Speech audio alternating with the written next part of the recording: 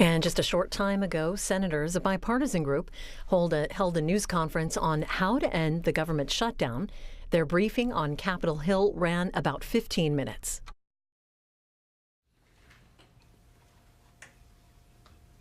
Well, good afternoon, almost good evening.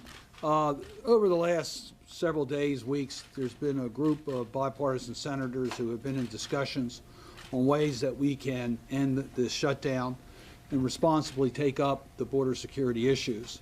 Senator Murkowski and I agreed to lead colloquy on the floor of the United States Senate this afternoon. We had, I think it was 18 senators, 19 senators who spoke on the floor, evenly divided between Democrats and Republicans, who expressed a very common theme.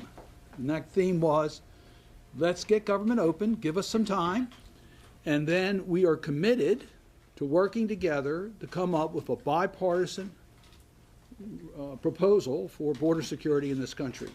That we have confidence that working together, we all want to secure our borders, we all want to deal with different things. There may be different views as to priorities on border security, but we know that working together, we can reach a positive conclusion. We were able to do that in the appropriation process on Homeland Security and border security. We believe we can do that again in regards to the President's request. So we recognize that there's going to be a great deal of disappointment with the failure of the votes today, with the government still being shut down. We know the great harm that's happening every day. No one has to remind me of that. Senator Van Hollen and I were with small businesses this morning, and some of those businesses may not be open next week. We recognize that. We were at the food bank yesterday and saw proud federal workers, patriotic workers, standing in long lines in order to get a hot meal. So you don't have to remind us of how devastating the shutdown is. Our mission is to open up government, how we can do it in a responsible manner. So to follow up the colloquy we had today, I've introduced with Senator Graham, and I guess there's 11 of our colleagues have joined us, or 10 of our colleagues have joined us, in a bipartisan, clean, 3-week continuing resolution. I offered it as an amendment to the bill that's pending on the floor. So that is now before, at least it's been filed as an amendment to the current legislation. We're going to continue to work together every day. We've had conversations with our leadership, and we're going to continue to do that and do everything we can to get us together so that we can get government open and deal with border security. And with that, let me turn it over to Senator Murkowski. I want to thank Senator Cardin. I want to thank all of the members who joined us after what he has described as a couple disappointing votes. I think it's fair to say that most felt that we were dealing with probably flawed measures on both sides, but it was an opportunity for us actually to come together, be able to express views on 2 votes. But the folks that I work for back home are telling me very clearly, enough already. We don't care if you have messaging votes. We want to know, what are you going to do to get the government back open? What are you going to do to make sure that I'm working and I'm getting paid? And so the obligation, I think the real commitment that we have as lawmakers is to demonstrate that we can do the work that has been requested of us. And that is getting the government back open again. So what you saw for the past hour, again, was an expression, hopefully, of hope. For the first time in 34 days, you've had a bipartisan group of senators coming together in public, speaking in public about a commitment to work together. I know that that doesn't deliver a paycheck to people tomorrow, but our goal is, again, to push these negotiations forward in a manner that is constructive, and then in a manner that not only gets government working again, gets folks being paid again, but deals in a manner and in a way that acknowledges the priorities of border security that the President has laid down. Let's allow for that space, the 3 weeks through a continuing resolution that allows us to come together through a process to help facilitate the discussion on the important nature of the border security. So while today didn't open the government, I think the message that we've heard loud and clear from Americans is enough already. We respect that. We're getting to work here. Chris Van Hollen. Senator Van Hollen. Thank you. I want to thank Senators Murkowski and Cardin for organizing the bipartisan colloquy we just had on the Senate floor. And it really sends two messages, and I want to just briefly underscore what my colleagues said. Number one, let's reopen the government, and that's why I'm pleased to co-sponsor the amendment that was just filed, again, a bipartisan amendment to reopen the government for 3 weeks. What does that get us? First of all, it puts all these federal employees back to work on behalf of the American people. Number two, it makes sure that all 800,000 federal employees get paid. As we all know, tomorrow will be the second pay period when they don't get a full paycheck. Instead, they're going to get a zero. That's unacceptable. Their bills keep coming in. And third, and very importantly, it provides us this space, this breathing room, to have a very serious negotiation in good faith to resolve some critical issues. We all want to strengthen our borders security and make sure we have strong borders. We can deal with that. We can discuss other immigration priorities in that process. But that process will be while the government is reopened and people can get back to work and get paid. And so I'm pleased that even on a day when the two other major amendments failed and were defeated, we have some sort of spring of hope here to try to get this government open as soon as possible and get to work on serious negotiations. Yes. Senator, while you were on the floor speaking, the White House put out a statement saying that in order to accept a 3-week CR, there would be a, quote, large down payment on the wall. Are any of you willing to support a large down payment on the wall for a 3-week CR? So let me make it clear what we've already put on the table so people understand that. As you know, the United States Senate passed legislation that would have kept government open. The President changed his mind after that legislation passed the United States Senate. We can argue why he changed his mind. And then we had a government shutdown. I think most Americans understand the shutdown was caused by the President's demands on his wall. What we have put on the table is our reputation as legislators that given 3 weeks, we'll come up with a successful conclusion on border security issues. That's putting the responsibility on the legislative branch of government. We're willing to take that responsibility. So from the point of view of the President, we're prepared to say we'll deliver. To me, that's a major issue that we put on the table by agreeing to a 3-week CR and a commitment to produce a bipartisan border security bill. I don't think it's productive for us to talk beyond that. But they said specifically they want a large down payment tied to the CR. We're not going to get into negotiations while the government is closed and you have hostages that have been taken. It's not going to be a productive discussion. It can't be done quickly. I think Democrats and Republicans both understand that. That's why we're trying to get a period where we can get things done in a productive manner.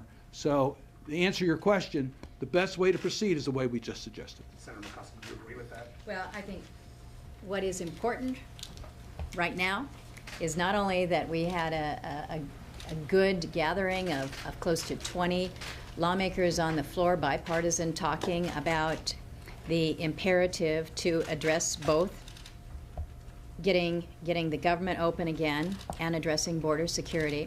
But hopefully, as we speak, the majority leader and the Democrat leader are meeting, and they're having they are in the court, so to speak, right now, insofar as these discussions and these negotiations. This is, I think, as important as anything else that has come out of the two votes today, is that the recognition of what we can't do. You saw that play out with the vote count today. That's what we can't do. Now you've got Leader McConnell and and the minority leader trying to figure out what we can do. Anything else? I could just add to that, the bipartisan amendment, was to open the government for 3 weeks. Democrats didn't put conditions on that 3-week opening. Republican senators did not put conditions on the 3-week opening, because the one condition that we all agreed to that was not written in was this discussion, a very serious, sober discussion that will take place during those 3 weeks to resolve these issues and reach a final outcome. So, Senator Van Hollen, does that mean that you rule out putting any conditions on this bill? If the president wants conditions, then that's a non-starter.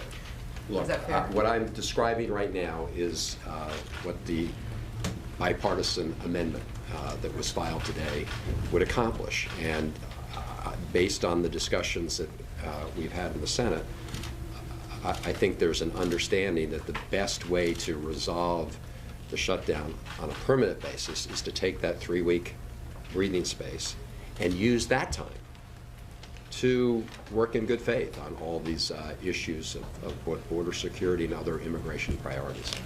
Senator, do you sense that there is a willingness to maybe get to a point where you'd even override presidential veto in order to get this time for work and negotiation that you're describing?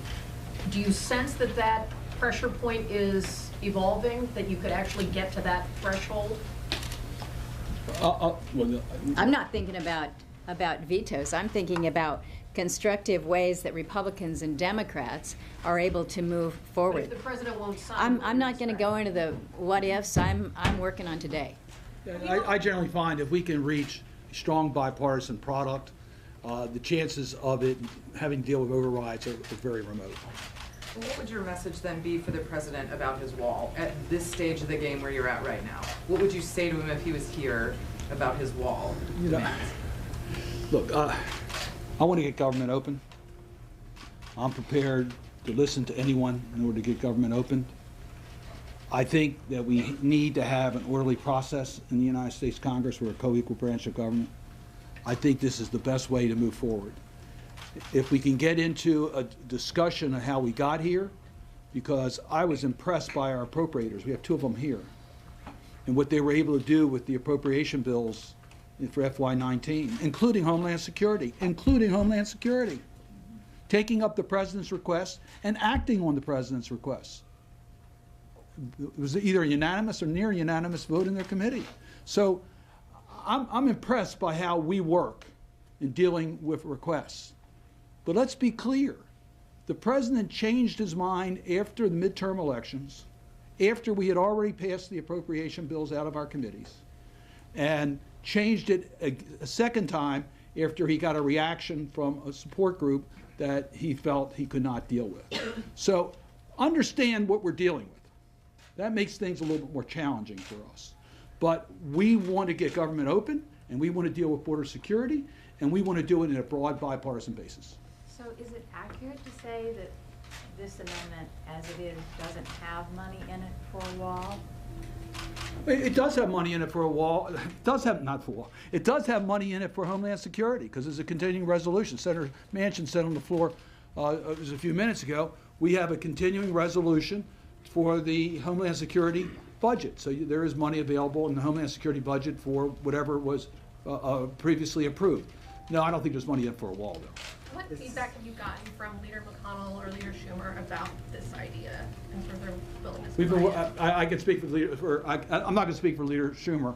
I can tell you though that we've been working with Senator Schumer, and I think what Senator Murkowski said a little bit earlier. Ultimately, the path forward as to how the process will work when we can open government needs to be negotiated between the 2 leaders. We recognize that, and we are hopeful that there'll be discussions taking place between the 2 leaders. Okay. When do you expect to vote? I think it's way too early to make that prediction. Again, that's up to Senator McConnell, hopefully in his meetings with Senator Schumer. Thank you. The president just said this. And thank you for informing us on the president. I love technology. Exactly. He said in the White House, he said one of the ideas suggested is they open it, they pay some sort of prorated down payment for the wall, which I think people would agree. So he's talking about a prorated down payment for the border wall. I have no idea what that means. I mean, And again, I think the best way for us to proceed is the way I just outlined before. Thank you all. Have you talked to the House about this? The House, as I understand it, supports a short-term CR, but you have the leadership, the Democratic leadership, but they have sent us over a short-term CR, so I would think they support a shorterm CR. And how does this proposal differ in the letter that was organized? How does this proposal differ from the bipartisan letter that senators were organizing, asking Trump to reopen the government in exchange for having a serious discussion of border security? Okay. Thanks. And you say you have no idea on the vote, and possibly happen tonight, tomorrow.